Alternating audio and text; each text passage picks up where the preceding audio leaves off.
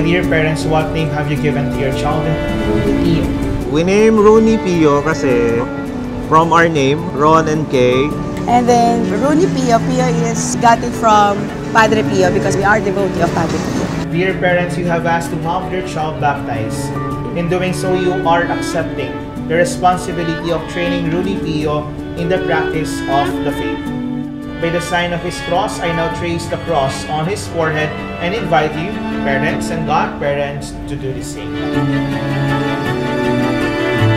Through this sacrament of baptism, mapupuno ng pagpapala at biyaya si Rooney Pio at ang kanyang pamilya. No, kaya naman sinasabi natin, kapag si Rooney Pio po ay nabinyagan na, hindi na po siya basta anak niyo lang po. Siya po ay tinatawag na din na anak ng Diyos. That we, parents and godparents, may be an inspiration to Rooney Pio. Let us pray to the Lord. I baptize you in the name of the Father, and of the Son, and of the Holy Spirit. Amen.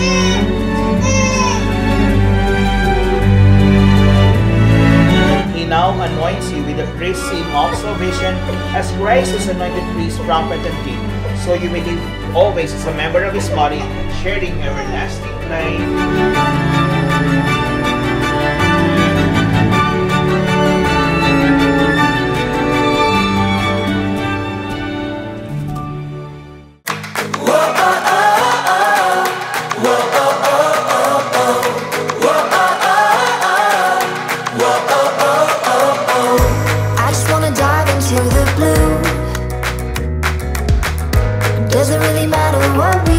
God has answered your prayers through Uno because He knows that this is the right time and He saw your faith, your love, and as your ninong and as your kuya, I'll be here to support you, take care of you, and guide you along the way.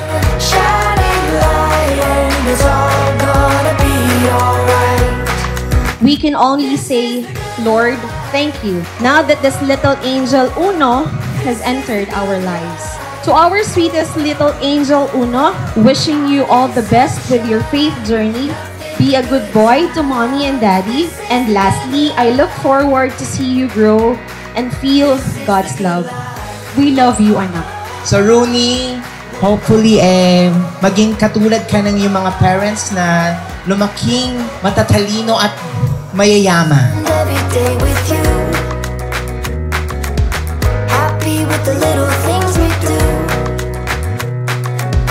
Just keep a smile, hold your head up high.